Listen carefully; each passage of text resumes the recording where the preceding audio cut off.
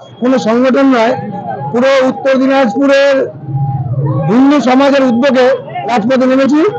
আপনারা সবাই জানেন যে বাংলাদেশে আজকে গত 4 মাস ধরে যে নির্মমভাবে হিন্দুদের উপর অত্যাচার হচ্ছে তারই প্রতিবাদে আজকে আমাদের এই মিছিল।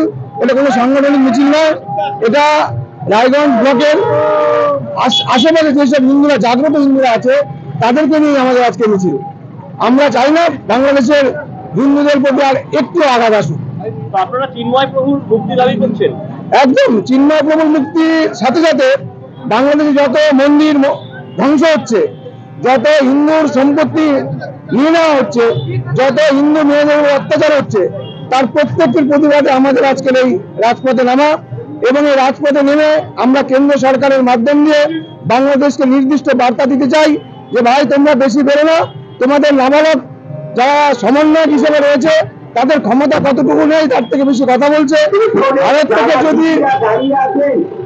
থেকে যদি লবণ পর্যন্ত না যায় তোমরা চলতে পারো না, আর তোমরা ভারতের বিরুদ্ধে কথা বলছো, একবার ভেবে কথা বলো। যতদূর জানা গেছে যে চিন্ময় দাস প্রভুকে ইসকন বহিষ্কার করেছে এবং তার বক্তব্যের দায় ইসকন নেবে না বলেছে। এখানে আপনারা তার হয়ে নেমেছেন, কি বলবেন? দেখুন, এখানে চিন্ময় প্রভু ইসকন বহিষ্কার করছে, ইসকনকে ভয় রেখেছে, সেটা আমাদের ব্যক্তিগত ব্যাপার। কিন্তু চিন্ময় প্রভু একজন হিন্দু, সেই হিন্দুকে সেইখানে অত্যাচার করা হবে।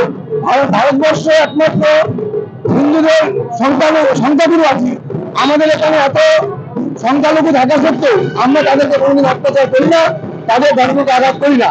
কিন্তু চিন্ময় প্রভুর মতো কিছু ব্যক্তি সেই দেশে সংখ্যালঘু হওয়া সত্ত্বেও তাদের উপরে প্রচন্ড আঘাত নেমে আসছে।